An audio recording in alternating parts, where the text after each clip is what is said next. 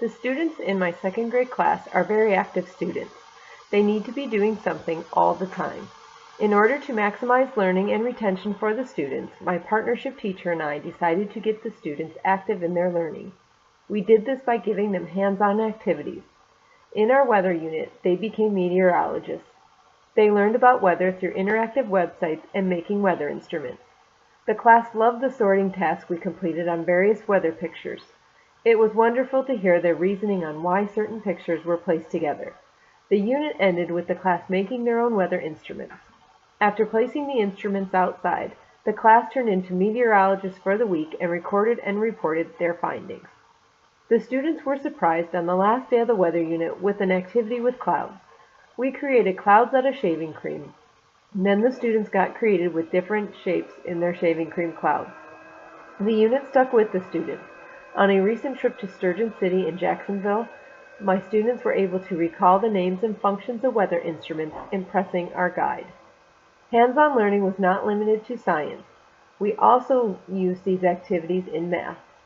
Students used base 10 blocks to learn place value and counters and dice, even M&Ms sometimes to help with grouping.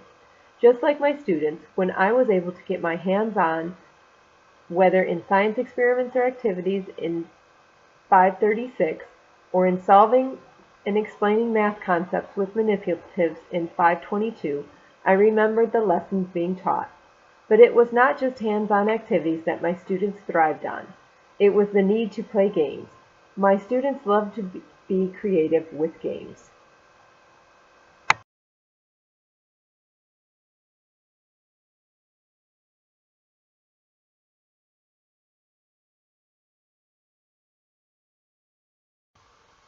Creative learning was incorporated into my classroom in many ways. In LIC 519 with the Student Voice Project, I learned that my students thrived on learning through games. My partnership teacher and I started incorporating more games into my lessons. The students did not like to sit at a desk for very long. They liked to be active. Because of this dynamic in the classroom, we did very little whole group. Many times it was small group rotations with a mini lesson at my rotation. This concept was new to me. I was always taught in whole group lessons, and my subbing experience has also been in whole group lessons. We integrated small group rotations with one rotation usually being a game. I was able to incorporate games like the odd and even finger shoot, played like rock, paper, and scissors, cahoots, or soccer ball math. The students loved getting up and moving to the compass shuffle when learning cardinal directions in social studies. The teaching of the lessons that focused on the creative side of learning instead of sitting at their desks had the greatest impact on my students and their retention of the lessons being taught.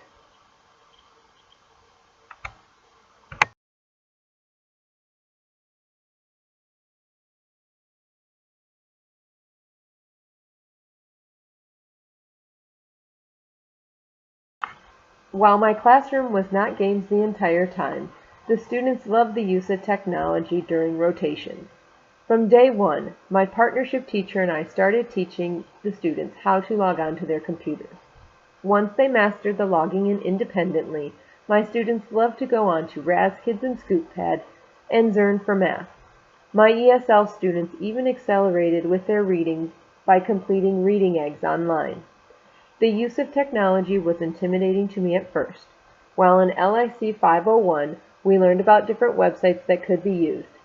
At the time it was overwhelming, but when I started to utilize them in the classroom, I soon realized how helpful they could be. My students and I would create a document in Wordle for the end of most of our lessons. We would type in key words or phrases that we remembered from the unit.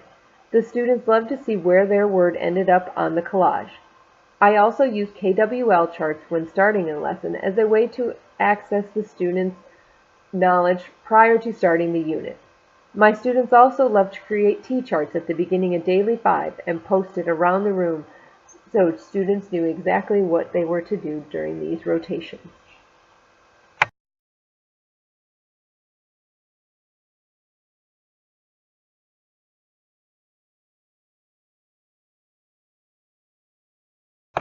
While planning my units, I tried to start off every unit after the KWL chart with a book to introduce the subject. My students like to sit in front of the chair and be read a book just as Dr. Zinner did in our social studies class.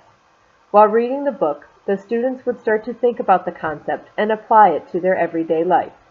For example, when reading Me on the Map, the students started to make the connection to their life in their home, in their town, their state, and their country. Or when reading the book Chrysanthemum, they started to think about how unique they were. While planning the lessons, I had to create 3 different levels of instruction that would challenge all of my students. In the beginning, I doubted myself and my ability to plan for every single student. I wondered if it was too hard or too easy.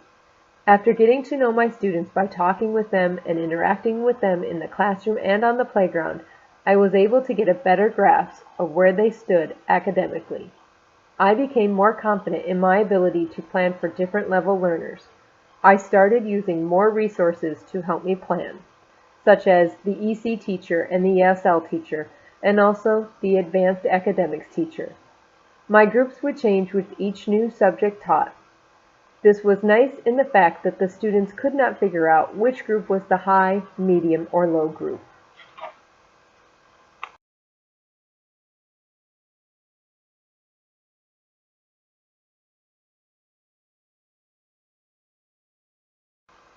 When walking into my classroom, there were a lot of students working in groups, problem solving together, playing games, or using technology.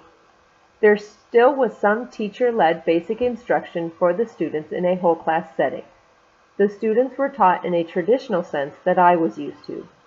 Although they loved the interaction with the other students and the movement around the classroom, they did do well with seat work. In the beginning of the semester, I found myself making promises to them so they could play games after we finished with our seat work. The deals that were being made were done less and less. The students were able to do seat work quietly before moving on to rotations. To ensure the good behavior continued outside the classroom, I instituted a mystery walker. I would watch the students in the hallway and during transitions to ensure they were behaving. At the end of the day, the mystery walker would earn a prize from the box. The students learned that there was a time to talk and interact with each other, and the hallways were not one of those places. After the students learned that my husband was in the Marine Corps, our class line looked like a troop marching down the hallway. They loved to stand at attention while walking in line. A few were relieved when I would say "at ease" and they could relax. Throughout all my experience in my internship, I have become a more confident teacher. I now know I can successfully teach students, so it will have meaning to them.